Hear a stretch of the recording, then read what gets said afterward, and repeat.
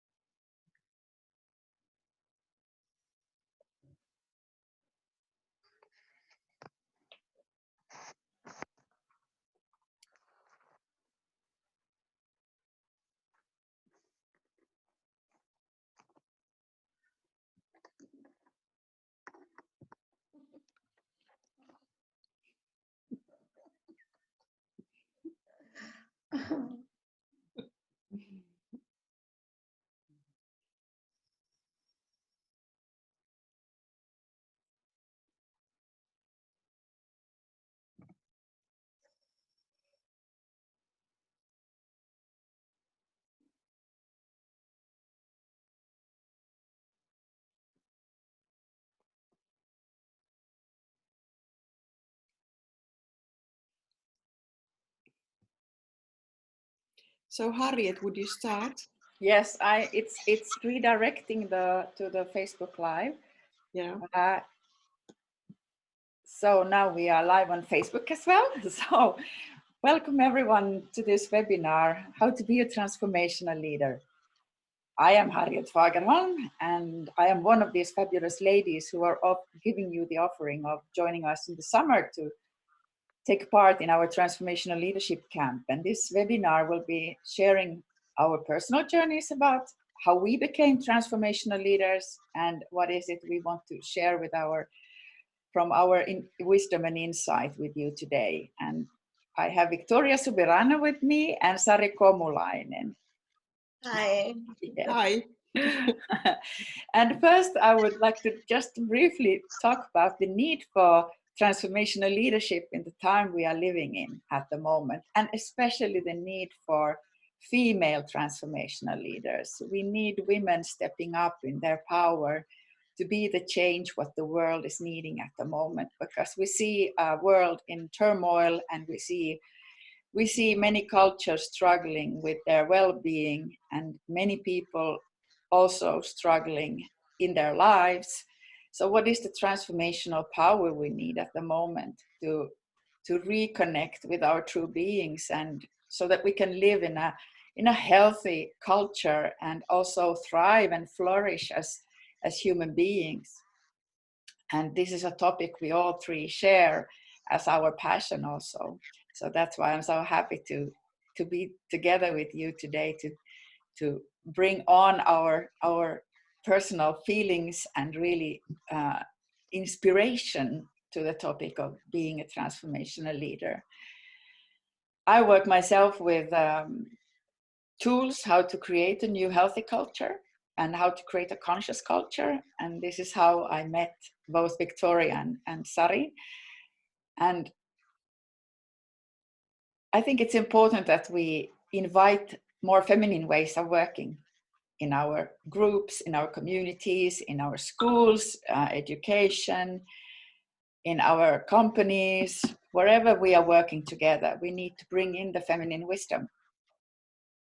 And when we discuss this topic, I will let Sari and Victoria, they will introduce themselves more when they are given the time, because we will give up a precious time for everyone to share about their own journeys, how they became a transformational leader, how they said yes to the calling.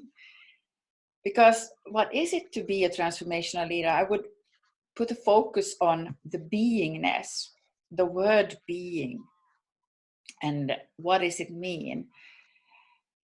All people who have done transformational work, they have had a strong connection to an inner knowing, their intuition. the higher guidance, the supreme energy, as Victoria would call it, God, if you are more familiar with that word, the higher intelligence of life. And they somehow get messages through from that intelligence. And they start to listen and follow the guidance, and they start to act on it. And that is when the becoming part, you start to become a transformational leader. This is how I see it, a lifelong journey with many, many phases. But the first thing is that you need to say yes to it. And we all three said yes to our journeys as a transformational leader and as a female transformational leader. So what was the starting point when you committed and said yes to your calling? When was the point when you could not turn back anymore to your calling? When you knew that this is the time, this is the spot. And we come together, this is the first time we are creating a webinar. So this is part of our commitment also to our journeys, and also our commitment to arrange a 5-day transformational leadership camp together in June in Finland, to invite other transformational leaders to step up in their new level of service. This is a commitment, and it takes courage, because when you say yes to your commitment, what will happen is that all your fears will start to come up. And we all know it, what it means when the deep, deep fears start to come up. Who do you think you are? Who am I to do this?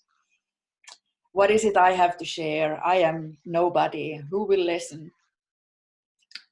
But no, it's not about that. It's to overcome those fears. So the battle starts to overcome the fears.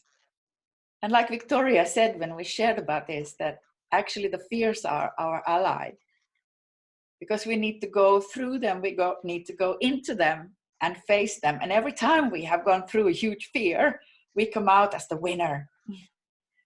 We made it, and there is a new world opening up every time. So if you are in a moment of your life now that you feel that you are called to step up into a bigger scene, this is where we all three of us have been the last year, and we can really deeply share from that moment, that what does it take to go through another transformational cycle within you to be able to step up and offer your gifts and services more to the world. So don't be afraid of the fear. Just stay firm and listen to your inner guidance. And how do you overcome the obstacles, the adversities that life is inevitably throwing at you? Because when you are saying yes to your calling, you will be tested also in many ways. Are you going to stay firm as a transformational leader? Do you trust the process? Do you trust yourself? And what kind of guidance and help can you take in that? And for women, this is a big step, because we have been conditioned in a different way than men who are kind of naturally going out there to conquer the world. But for us women, it takes really, really deep inner work to step up in our true power and be the transformational leader. So what is the transformational spark that every transformational leader is possessing? There is a unique spark in everyone. And I love that work to bring out that unique spark of transformation, that spark that person is radiating from their beings. And I hope you will sense what is the spark of me, Victoria and Sari today. What is it really that brings out that unique flavor of the transformation that this person can offer, and hopefully you get inspired by this spark. But I also invite you to listen in to your own spark. What is it that you are so passionate about that you want to be a transformational power in the world, to change something, to bring out something new? So this is not a smooth journey. You will navigate in very turbulent waters, But the waters, that's the area of the feminine. The feminine wisdom, she knows how to navigate in those turbulent waters because she embraces everything. And she knows that when you just accept those turbulent times in your life, those times of really, really intense transformation, it will pass. You will come out if you just allow yourself to go into those waters. And I'm happy that you are here with us to sense in those powerful waters of transformation. And hopefully you will feel an inspiration to learn and get to find out more about it. What could it mean for you to be a transformational leader in this time in this critical time for humanity? So we will take you through a journey here, giving space to all our own personal journeys as well. And I would now like to, at this moment, give over the word to Victoria Subirana. Your powerful transformational journey, which has inspired me so much in so many ways. And I'm so grateful that I am able to bring you into this space so that you can share more of your passion for transformation and your real transformational power. Thank you, Harriet. Thank you, Sari, for being there today. It's a great day. And thank you to all the audience. To me, my transformational journey is connected, especially with my life purpose, my passion, and my happiness. I'm a teacher. I'm from Spain, from a small town, almost a village. And I struggled to become a teacher. I worked from the age of 9. In my time, child labor in Spain was okay. And I am the one who was told that I will never make it to high school. And to me, pursuing university studies was something only related to rich and powerful people and rich and powerful children, not to me. So I was told from childhood what was my destiny. And there was that time where it happened to overcome many obstacles in my life and became a teacher and got a nice position. So I, in a way, managed to overcome the obstacles created by the injustices of my society of the time. And apparently I was happy. But something happened to me that put my values in risk and challenged me the most. I will make the long story short, but I will say that I quit my job and I quit my family, I quit my little town and everything, just to go to Nepal and establish schools for the street children, for the children who were begging the streets, for the poor and marginalized, those who could not afford to go to school, the ones fighting over the garbage with the cows, the rats, the dogs, and the monkeys to get the best piece in the garbage. So when I went back home and I told everybody after my first visit to Nepal that I was quitting, I was giving up the dream of many of the girls of my age. I was 26, 27. With my job as a teacher, such a thing that, you know, it was very difficult for me to accomplish that status. And I was just quitting, going to Nepal to do what? At that time, I mean, social service was only the mission of nuns and priests and, you know, the convents in Africa and, you know, and few international NGOs. But You know, the people were making the new Spain at that time. So I faced the first obstacle, controversy with the values and the fashions and the trends of my time. The first question, shall I follow the trend? Shall I follow the fashion, or shall I follow the call? That voice that it was a torture at the beginning, a voice that was telling me you have to quit everything.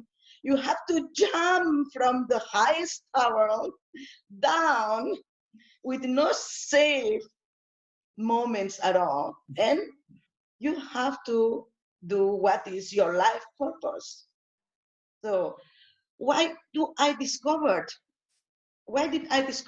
my life purpose?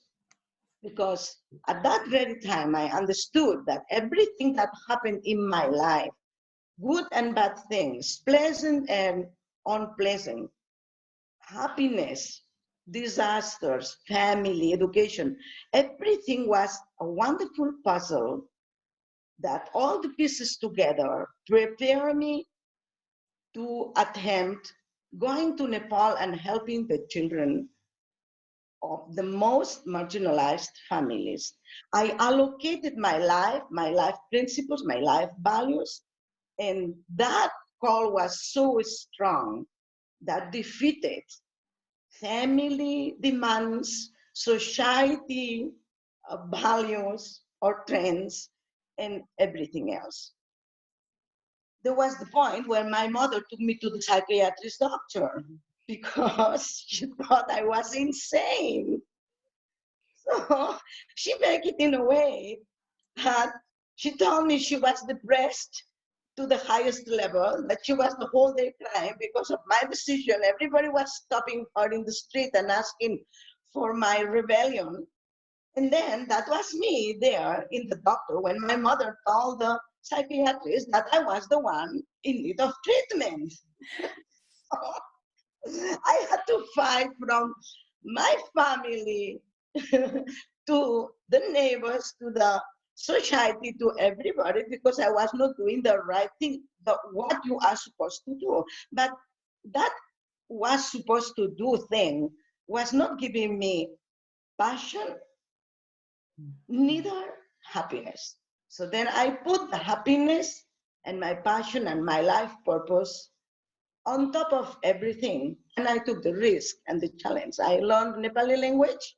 I worked as a maid in Barcelona. For me, the big city was already a challenge.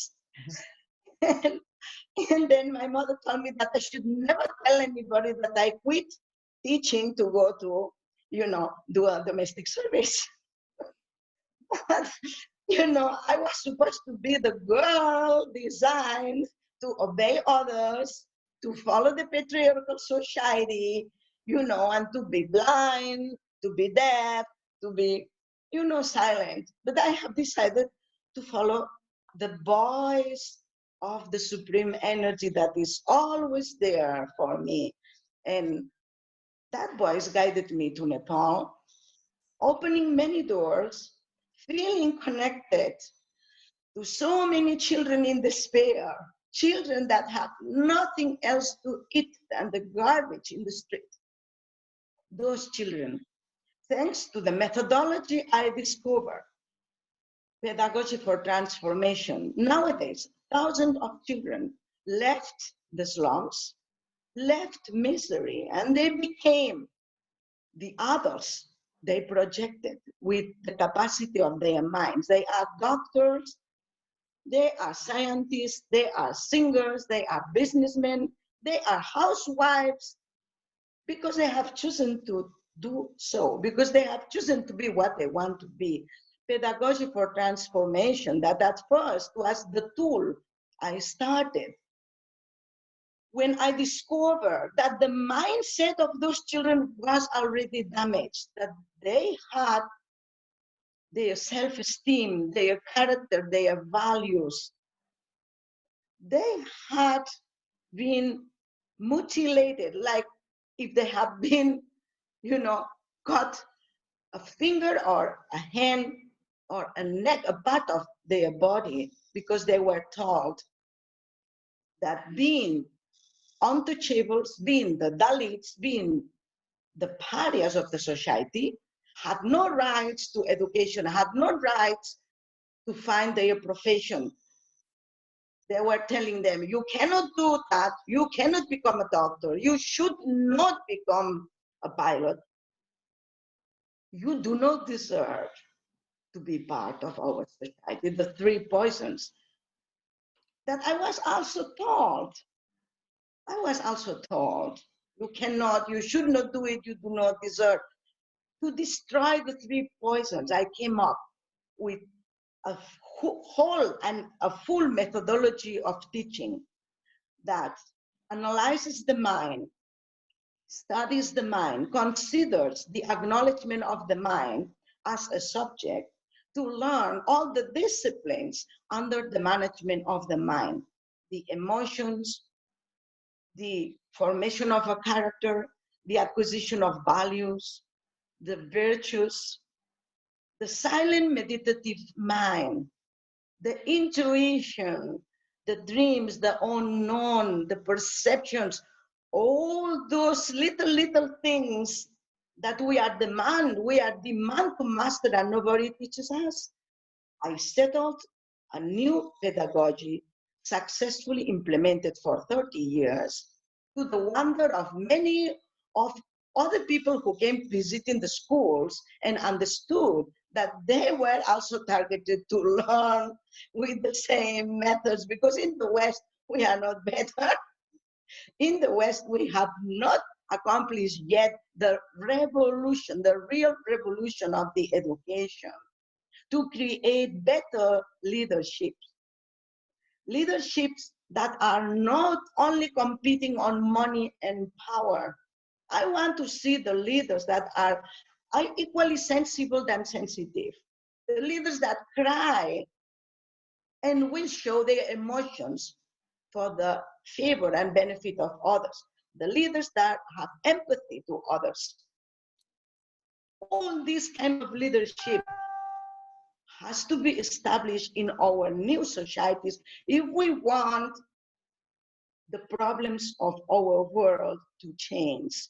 No longer we can ignore that they are not superheroes. They are lonely people struggling on top of entrepreneurs, enterprises. They are entrepreneurs having a lonely journey because nobody taught them to become a leader, because they have been told by the parents that they cannot cry, they cannot show their feelings, they have to be superior at all times, and they struggle with their real emotions. And there is the father that does not know how to become the leader of the little daughter.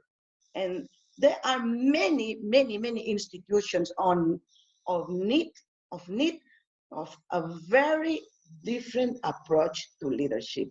So in this seminar, in our 5 days, we are going to join experiences for you to feel okay with your loneliness, to feel okay with your weaknesses, to feel okay with your negative emotions, and to channelize all these, because we are not heroes here. We are human beings with a body that struggles and a mind that is vibrant, and emotions that are wild. And we are in a learning journey. And we will also talk about one of the most important qualities of a leader: to let go. Before a leader dies, a good leader understands that has to delegate, has to hand over, has to let go, and has to die before the brain and the body is too damaged to handle the work at the optimal level. We are going to talk about death. Death as a person and the death of a good leader that dies before dying. And I am very happy to have this opportunity with my little sisters. And I hand over the words to them because they have a lot to say about this journey of transformational leadership, both of them. Love you. Thank you, Victoria. It was so powerful to be present to your sharing, and I encourage you to really listen in with presence what is shared here. We chose to make this webinar in such a way that there is enough space for that sharing of the personal journey, because we all share from our heart. We share from the truth of who we are. And when I met Victoria, the passion for learning and developing ourselves was kind of ignited in such a way that we kind of knew this also, that we are called also to work together. What we see in today's world is the need for people to come together to work in a new ways, because only together we can create something new, lasting. And this is the same way how Sari and I came together. So why are we here together? Sari and I, we were called because Sari has developed and created from scratch Villa Sofia, the place where we are going to arrange our transformational leadership camp in June. And together with Sari, we have explored what is the new way of co-creating? How are we coming together in new ways? And when we all three of us are now listening to this joint field we are sharing together, that why do we want to work together? What are we called? How can we bring our offerings to create something more together?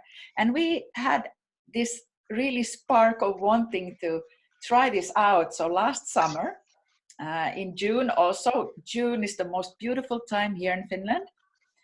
In the archipelago where Villa Sofia is, the green and the summer, the light is just magical. And we had a day. Victoria and I facilitated a transformational leadership workshop day last June, where we were putting our knowledge together to, which is that how can you be aware of both what is going on in yourself, but also as a leader, if you are actively taking a stand in a group, you need to also learn to be aware of what is going on in the group, what is happening between the people, there could be emotional dramas going on, there could be all kinds of challenges, and some persons are getting into real deep work with themselves. So how can we support that in a group so that we all feel that we have the safe container in the group, the safe space to evolve and let ourselves be transformed? And last summer we realized also after this one day that one day is, I mean, it's so short, we just could open up the box a little bit of what our shared offering could offer as a transformational journey. So that's why we felt that we want to offer a 5-day process. And now we are inviting people to that. And Sari, you were there offering the special space for us in Villa Sofia last summer, and you were also joining our day. And so now I'm happy to give over to Sari, and you can introduce yourself and your work. Yeah, hello. I wonder, maybe my picture will be somewhere, I don't know. But yes, I was so happy to meet Victoria and Harriet. And actually, we first time met, it was spring time, this time of the year, 1 year ago, where we decided to have this one day meeting. And maybe I will tell you something about how I felt the day, because I was participating the day. I have been working as a leader in small or bigger companies also, and as a leadership consultant also, before we started our own family business in 2013. And Villa Sofia was built, was ready 2018. So the revelation for me as an old school leadership consultant and a leader was that it was so intensive how we worked with our mind, with our mindset. And it was a revelation. I was very thrilled and excited and very, very happy about the work we did, because it became obvious to me that the only restrictions actually are in my mind. How I train my mind to work for the purpose I'm aiming to. Like Victoria said, what is my purpose in life? What I'm here to do? What is my deepest calling? And I really cannot answer these questions before I really understand how my mind works. and to rewire my mind to cooperate with my purpose and with me as a human being. So it was a revelation this one day. And I'm so happy that we will have this 5-day camp next summer. And way or another, I'm going still to participate. And of course, I'm also the host of Philosophia, but I'm deeply part in this endeavor, this journey with Victoria and Harriet, with all my heart. Thank you. Yes, thank you, Sari. I so agree that we kind of get an idea of how things should be, not understanding what is it we should be focusing on, really, that to learn about how our mind is working.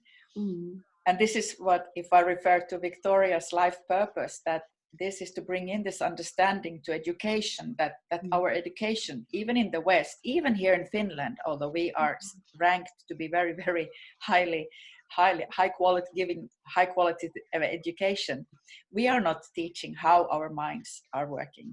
And Victoria's Pedagogy for Transformation and Evolution has that teaching inside everything. So how to bring this understanding already to children, because as an adult, it's not so easy to become aware anymore, because we are so conditioned, we are so used, our programs are running like automat pilot way. So we are just reacting as we are used to, and we are thinking in the ways we are used to. So for me, transformational leadership is really about to kind of get in a kind of a new perspective, to really kind of shatter you need to allow yourself to be shattered, in your being, and to allow that mind to kind of be released from its grip of repetition. But learning with Victoria how we can learn to repeat in a positive way what we want to create. that's for me the real transformational leadership. Yeah. But yes, Sari, you said you established your family business 2013, and you embarked on your journey to create something new, which is a physical place, but it's much more than that, than a physical place. It's also, our minds are so conditioned to look at, what is in the physical realm, but what is the intention behind the place?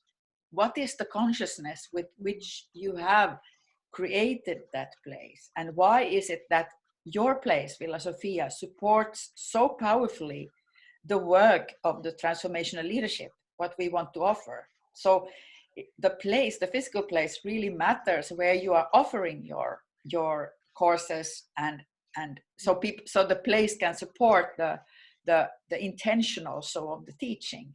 So I'm happy to hear your story about your creation. Maybe I put it shortly. We started from we are in an island here. We started. We have actually occupied 2 islands here on the sea. little islands, and we started to the next island. It is an outdoor and leisure area, which actually it's only open mainly during the summertime. And after a couple of years working there, I was devastated. I couldn't figure out how to get people to work for such a short time, 2 months per year, and train them. Because we got a lot of customers in this outdoor area during the summertime, and we struggled a lot in the first years. So in a way, I struggled so much that I had to die for the old idea how things should be organized and how the management should be done in that kind of place, because nothing I knew wouldn't work there. And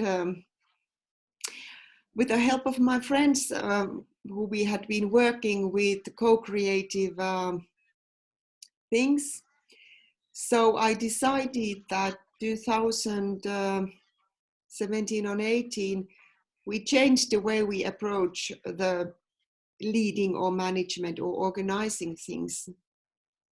We employ very young people, and we turned everything around. So we wouldn't tell how to do the work. We just took time, half a year before everything started. We came together to talk about what the place needs. It could be said that they are values, but we really tried to figure out why we are there in this beautiful outdoor area.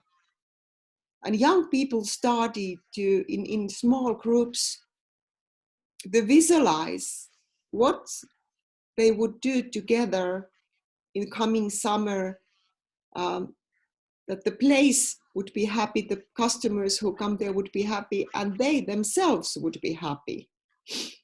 And we met many times during the springtime, even the actual work really started. One of the main values we chose was beauty. And I put it shortly that the young people were talking about how the beauty, how they can see the beauty in the summer there, how customers can see. And it was kind of a seed they put to the ground on the springtime.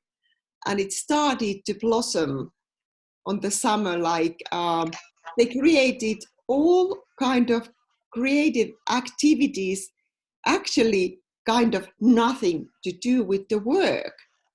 But actually the new culture was blossoming in our cafeteria. All our employees were drawing roses on the paper bags, which were we sharing all these baked stuff put in and give to the customers. They were writing poems all around the cafeteria. And the culture of beauty just started by itself. There were no management, no leaders to tell that now you should write some poems or draw roses. No, it just started. They developed it because they had the vision that they wanted to make some beauty, but they didn't know it in the beginning what it would be. And lots of these kind of things flourished. The creativeness they did together. And I must say that I went there to see them only twice during the summertime because I had something else to do here at Villa Sofia. And they just did it, 7 young people together. And this is a case study, actually, for me, how to turn everything around what I knew about leadership or being a good leader. Who would say that abandon 7 young people alone in an island could be a good leadership? No one? I don't know. Maybe it's not so simple, but I just wanted to tell the main point for me that I had to die for my own ideas. What is a good leadership? I had to make a transformation myself that actually the young people and I and the place could flourish. So That's my story. Yes, so again we hear the topic of death coming in.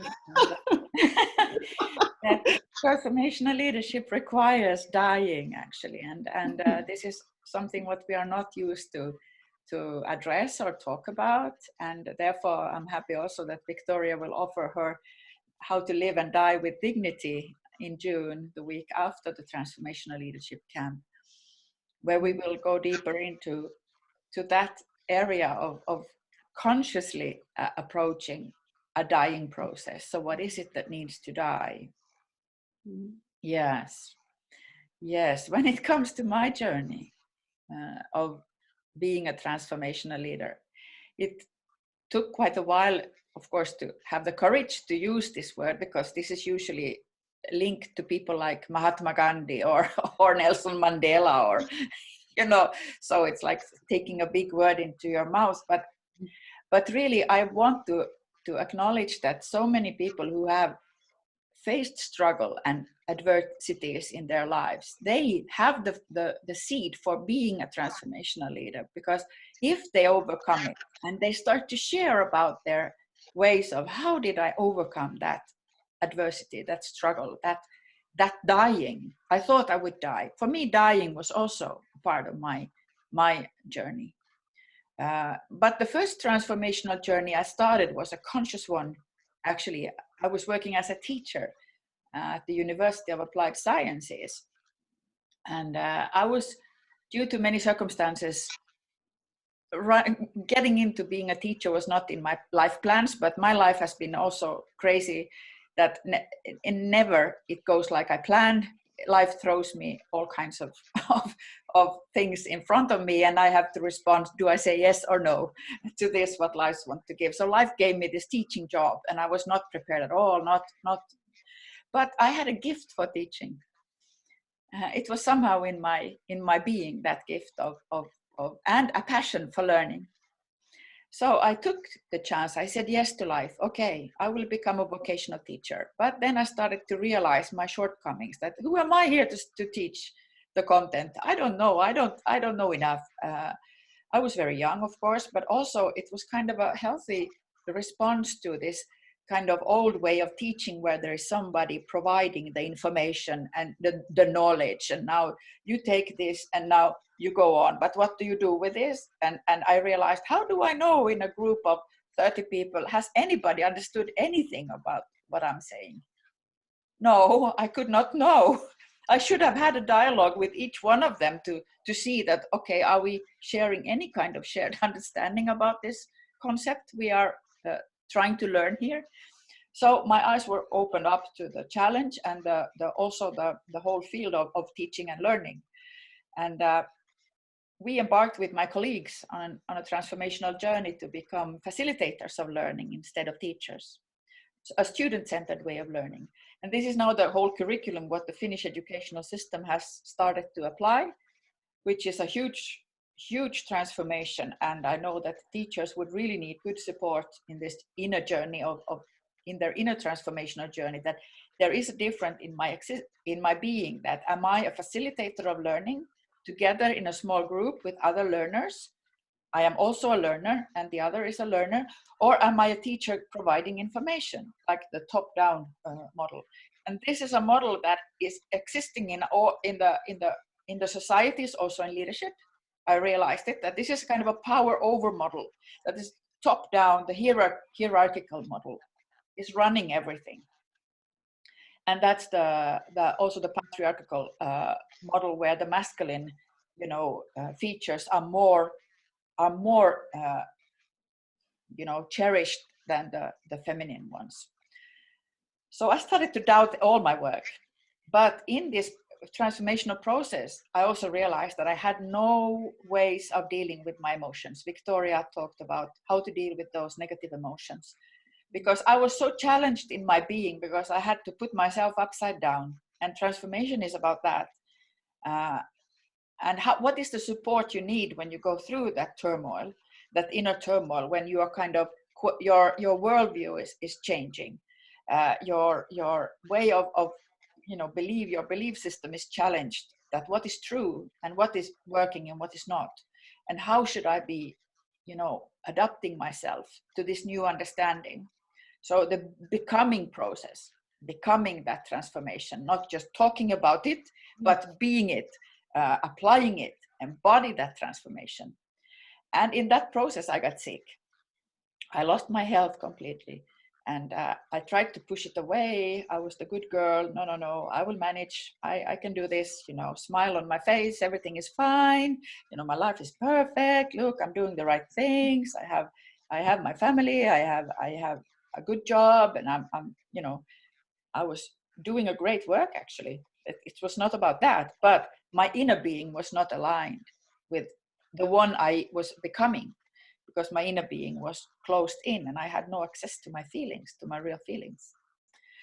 So life had to push me so hard into the corner. So I woke up on the floor, lost my consciousness, and my blood pressure had gone crazy, and it was like a stopping point, and I heard a voice say, change or die. So this is the kind of first inner calling. And an interesting understanding came to my mind. Now you have created this. So you have created this sickness. Now you need to create health, but you choose. Do you want to create health? So actually I went on a quest, on a mission. I want my health. What is health? Why am I feeling this bad when everything around me looks so good? I had everything I needed. That's the Western lifestyle, what we think. But actually the things outside was not giving me the fulfillment inside. And I was not aligned with what I was doing, actually, my inner reality. So I chose life. Thanks to my 2 children, I chose life because I love them so much. Of course, I want to be alive, and I want to be healthy, and I want to feel good. And there, my quest has ended up in really questioning everything what I believed in, and especially the role as a woman in the society. Although you might think Finland is a very equal society, we have a lot of good accomplishments for women. I realized that inside me I was not cherishing the woman I was and my female qualities. I was not in contact with that, and without, as in a woman's body, if you're not in contact with your feminine essence, of course you cannot feel well. How could you? And then slowly this understanding opened up that, we are talking about a very huge topic here, and so many women are now kind of getting into depression and burnout, and they are losing their health and vitality. And what about the structures around us, the leadership around us? So I had a workaholic woman as a leader in my previous job. She used me. She said, well, of course, I like to use the people that are good. You are so good, so I put you everywhere. And she was a workaholic, which is a very dangerous thing for anyone's health. If your leader, your boss is a workaholic, and you're not allowed yourself to manage your own life. So I had to learn everything from scratch again. But at the same time, I found co-creation, and I got also this inner vision that there is a way we should be working together differently. So this inner calling that, what about when a small group of people come together with a higher purpose? We can create magic. And now I'm doing this, exploring especially this with women. Because when women come together with a higher purpose, using their creative power, the feminine power in the right way, they can be a real transformational power in the society. And we are now with Sari doing this exploration in a small group of women in Villa Sofia, part of the ULAB societal transformational journey. So we are exploring this new leadership where the feminine is kind of leading the way and giving the content of a healthy culture, a co-creative culture, a culture where people can flourish and thrive. So I had many transformational journeys, but death really was the one putting me to the edge of making my choice. And it's interesting how the topic of death is also coming in Victoria and my collaboration, offering this living and dying with dignity, which is the biggest transformational journey actually. So life again shows us, I take this that life is again showing me a new perspective that I should look at. And if I have the courage to look at what life really brings me to look at, I feel every feeling and accept what life gives me. So life is giving me also the topic of death again. Mm-hmm. Yes, and one transformational experience was when my both parents died unexpectedly, 2012. When I just had my business going, I had then resigned from my job and get my business going, and I had some great projects in a school, and really working with joy and happiness. And then the death came to kind of crush that situation, and I had to again accept that something now has to die again, and I need to look into the deeper topics of life, and that's how sacred feminine leadership came to me, and so on. So yeah, it has been quite a journey. And now when you have listened to us so far, what is the transformational spark?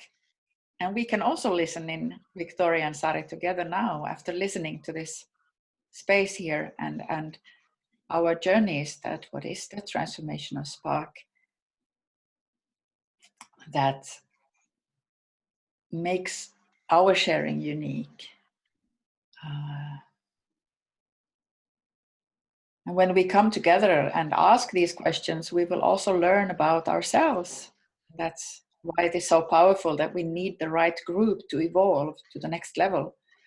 And Victoria came into my life, and we maybe came into both of us supporting our next transformational journeys last year when we started to share this work. So it is very, very important to receive the right people in the right time, supporting your transformation.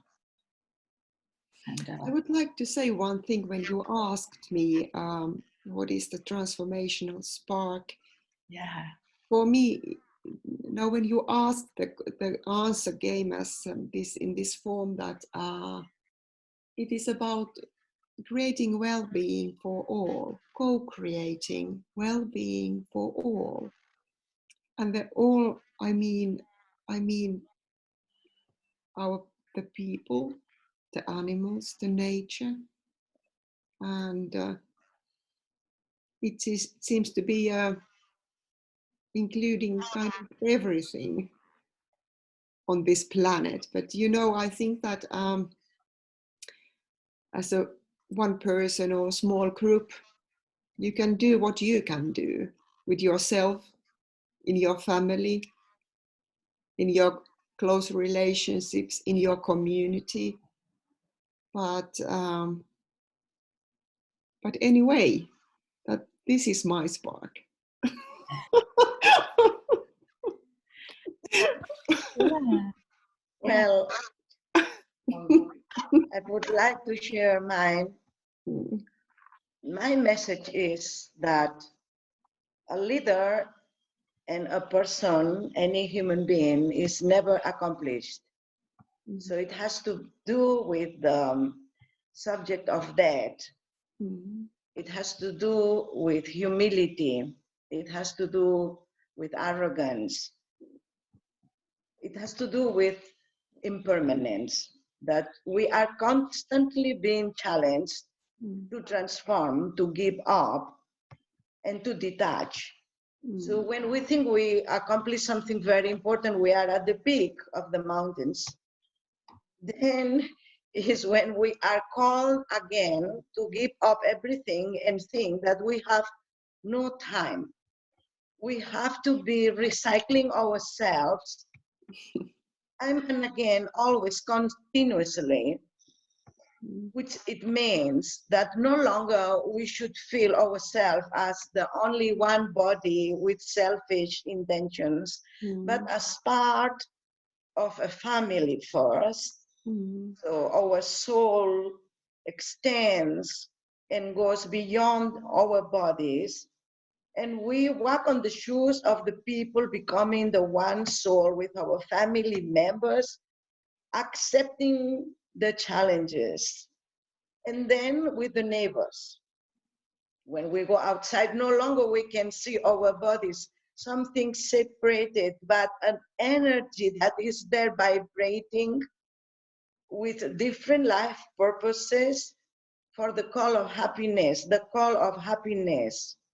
And then we make it extensive to the town, to the city, to our country, to the world. So when we get up in the morning, we feel the universe vibrating as one soul. And we direct our actions thinking that we have no time. Tomorrow we might not be alive. Tomorrow we might not be able to do something that we are not doing today. We won't be able to say sorry, to ask for forgiveness, to do something good to others. Is now, and now, at this very moment, and 5 minutes later. We cannot longer think that we have a lot of plans to accomplish in the longer future, in a world full of physical challenges, atmospheric challenges, phenomenon challenges. Now the coronavirus, we are all affected by all this. So who knows if the neighbor is gonna die tomorrow affected, so you have something missing. So to me, it's just spreading the message that we are only separate bodies, but the love, international love, the love that has to be shared with everybody, that is the core principle that we have to understand. And making leaders means creating the character of the leader. Creating a leader means that the leader might be born with certain skills, but the leader has to be modeling to others by being very strict with the self and thinking that the character building never ends. To me, after 30 years of living in my comfort zone, which is not a comfort zone because I have been 30 years in a country that the rights, you have to fight for them, pay money for them to come into force. And it's one of the most difficult places in the world, Nepal. But to me, after 30 years, it was easier to stay there, remain there, get all the products that I have been, manufacturing during the 30 years, get all the fruits, my friends, my recognition, my fame, my money, everything. At one point, I had to, again, face impermanence and quit Nepal, come to the world and teach, spread all my knowledge, what I learned during these 30 years with the world, because it's time for the universal vision, not for the individualistic vision, not for the egocentric. And there is this Victoria, here this is me, sinking in the middle of the turbulent waters again, because in this new journey, nobody is there to assist me but myself, and the confidence that there is a supreme energy for me at all times, taking care of me. But my past is not supporting me anymore. So being in the present means that every day we should forget about yesterday and live every day like the last day of our lives. That's the message for me. Thank you.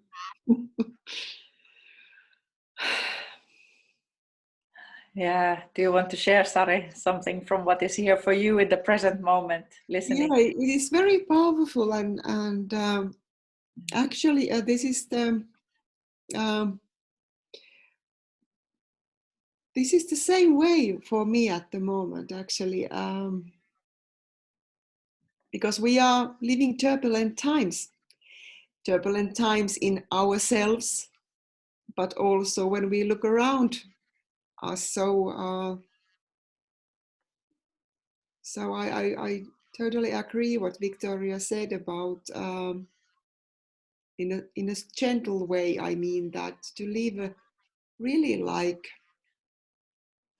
this could be the last day on earth, but without fear, I mean, because we normally connect the fear to death.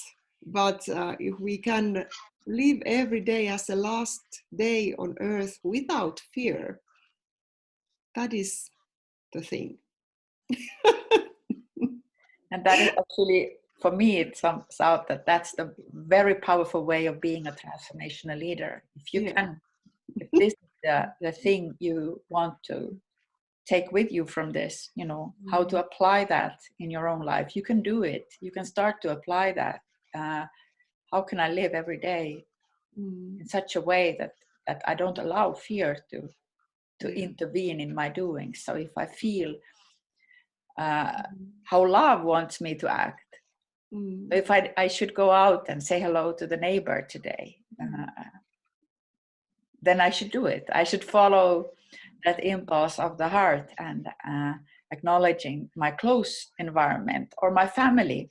One of the most powerful insights of Victoria's pedagogy for transformation, what we did last year during that day was the role of how to heal the family. So when you think of your objectives, like for my individual journey, to how do I work on my character? What are the traits I want to work on? Maybe I want to increase my humility.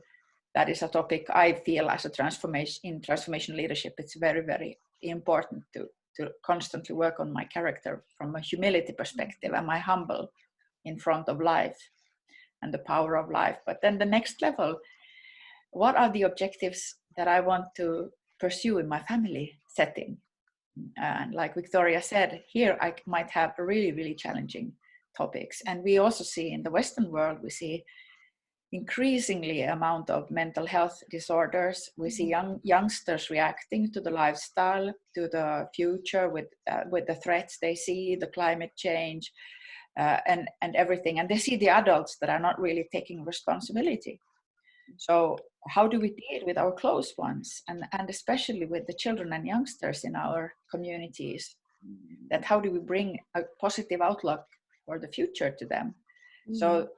So then first after that comes the society. So we should not jump in that I want to improve this and this in society until I have done the work with myself and my closest family.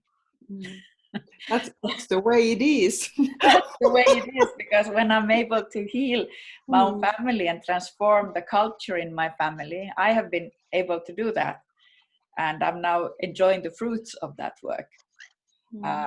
And now I can share my understanding of what does it take to heal the family and to evolve as a group in the family. And what is the role of the one that is taking the lead in that healing work? Because family could be the most challenging one. When I chose health, actually you could have thought that my family would have supported all my insights, but no, they wanted me to stay the same.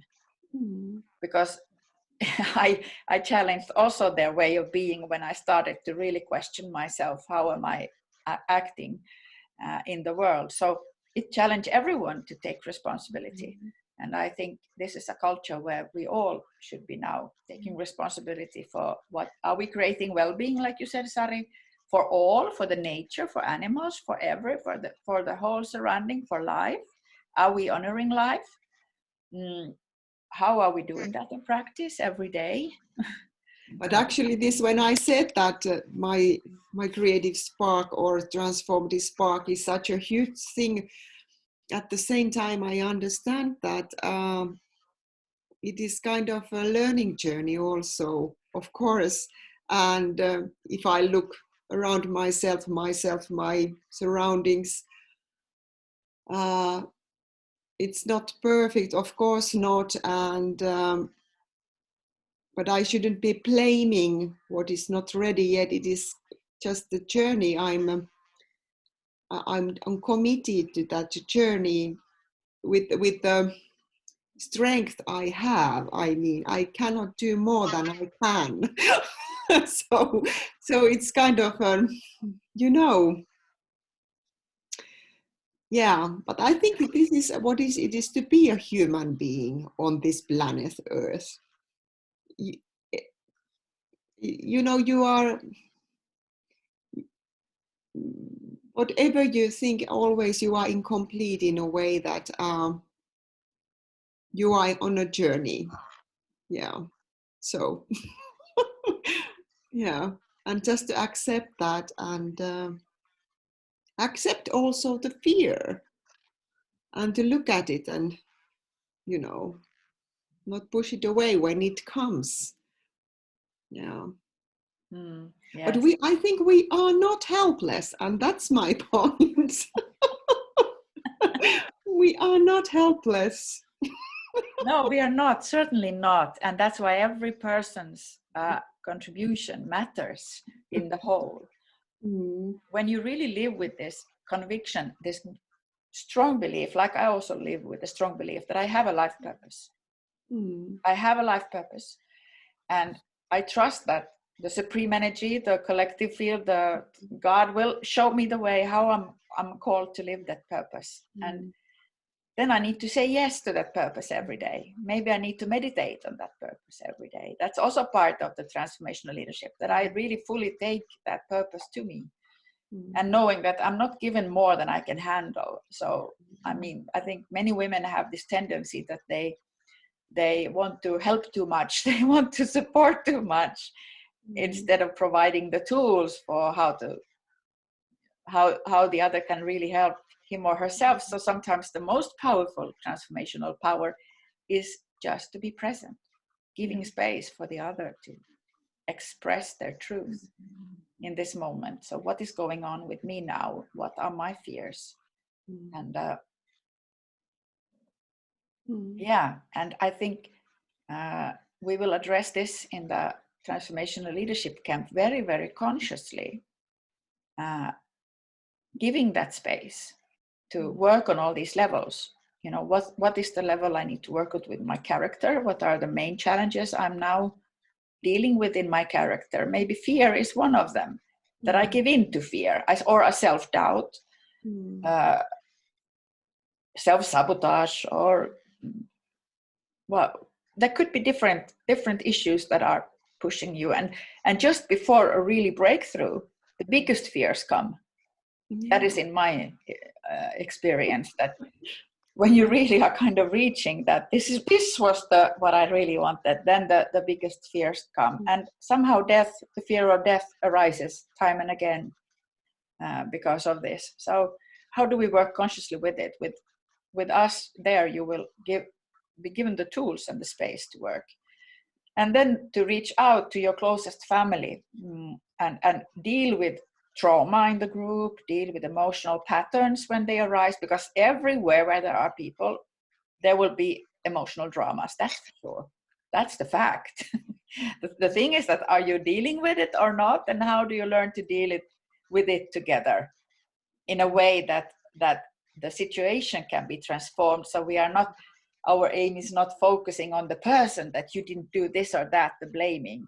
That's the projection. We don't take responsibility for that. I am part of this. I'm co-creating the situation as well.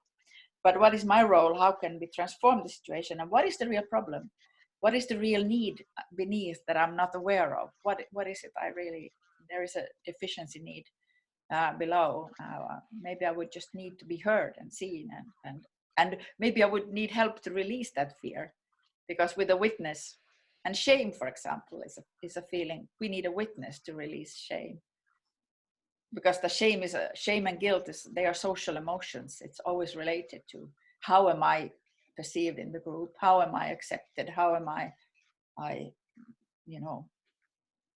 showing up in the group, how much of me can I show to the group. So we will be working with that level of increasing the group awareness. And then the last level of the society is probably not the one that will be most, present actually, but the end result will be that we will see how much people will then share of their work in the society. What is the really life purpose in society? Are you called to work with children and education, for example?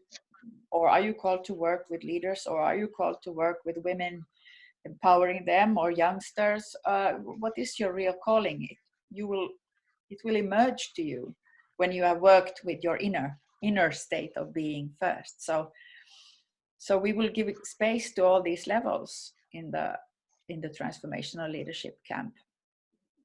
I want to say something, and I think this course is a must. It's irrevocable for high leaderships and politicians especially, because there is a big contradiction. We are demanded to present our curriculums with large histories of work experience, personal achievement, academic results, and we are competing for all kinds of jobs to become whatsoever employee of enterprises or institutions. But then on top of that institution, there is someone elected democratically that is not prepared at all for the subject he or she is leading, and has no leadership skills at all, because no one is revising our political systems. No longer there is assessment on how capable our politicians in the world, the main leaders, are to handle their positions. So yesterday they were the shop holders, and tomorrow they are the president of United States or Spain or whatever. That leader is the most dangerous amongst all, because of his insecurity, because of lack of preparation, because of lack of self-esteem being a leader, and the greed of holding that position. That is one of the biggest poisons of our societies nowadays. Our young people, the youngsters, have no mirror, have no people to mirror, have no leaders to take example from. So I think the politicians and the leaders that are elected by votations and not by capacities are the ones who should really come to this kind of courses, to Villa Sofia or to any other. But another of the biggest revolution that our 21st century has to undertake is the revision of the leaders on high key position. That is really more than coronavirus affecting our lives, the speeches in television, the, press conferences, the books they are writing, their images, everything matters to create the society we do not want, but is created by the leaders we have elected democratically. So this course applies for any of you who are in a position that you are not capable for, because you have not been prepared, because the society also committing great injustices at the time of selection, because you have not been exposed to examine and assess your character, and you don't know how to become a leader, but you are there. Then that is one of the most important issues of our times. that courses like the one we are offering should be the core principle of many industries, institutions, and the politicians should really examine with honesty themselves, should assess themselves with honesty and think if the way they are speaking, they are telling lies to others, are they making false promises, are they flashing out secrets that they are not supposed to, they are playing tricks to get to the power. All this kind of leadership is very dangerous because our youth are getting garbage instead of getting lessons of wisdom. I so agree with you, Victoria, and I couldn't add the aspect of how do we respond to climate change and the devastation of our lifestyle, the consumerism and the capitalism of exploiting natural resources for the benefit of just a few and for the maximization of profits. This is a lifestyle that we just simply have to end it. And it means that the ones who are now courageous in private companies, enterprises, they will be the ones showing the way. So, but still they also need to have the courage to step up and say, we are doing this change and we believe that it will benefit us and everyone will create a win-win situation for nature, for humans, and for the activities we are performing. But this is a huge transformation we need to undertake. And at least now I can hear some voices that asking the question, why have we not done anything? Greta Thunberg, this very young female transformational leader who is so called from her heart to point out the illusions and the lies we are sharing and the incapacity of reaction, what now the adults are showing up. And this is the lack of the character building and the lack of real leadership. We have not been trained into this. And that's why I also want to give myself self-compassion for being a coward and being afraid of stepping up, because this has not been asked from me. On the contrary, I've been asked to obey and follow the masses and not trust myself. So this is a learning journey of finding that capacity of saying that, yes, I want to contribute to a change. So there is a very big need for transformation leadership in many areas of society if we are going to make this shift of becoming sustainable and creating well-being and health for all of us on the whole planet. Like you said, Victoria, this is a universal perspective now. Now we have the awareness for the first time as humans that we are sharing the same planet. And if we are destroying the ecosystems, the biodiversity and the conditions for living a life on this planet, it will affect us all. It doesn't matter if I'm here in Finland or where we are now living a great life in many ways, but it will affect us as well. And we already see the refugees problem and so on. So we have a lot of big issues to deal with. And we need also to activate the collective intelligence. So I think the transformation leadership skill is also to activate the higher intelligence of the group when we are coming together to ask the real questions. I agree with you, Harriet, that the time we are living now, the transformational leadership corresponds to the transformational times we are living now. We cannot hide, actually, or we have a free will, I guess, still here. We could try to hide, but it is more difficult than ever now to hide from the situation we are at on a global level also. But instead of panicking, we can start to work together consciously, using our mind for good purposes, not just to be fed from outside how we should think. Or so this is the moment. Yeah, this is the moment we were born for. Yeah. The ones who have said yes to their calling to be part of this transformation in whatever way. And I trust the intelligence of the higher order, so to say, the bigger plan, the cosmic plan, or the divine plan, how we want to call it, that we will be shown the right place. And we have 3 of us now come together here in this intention to be part of the change.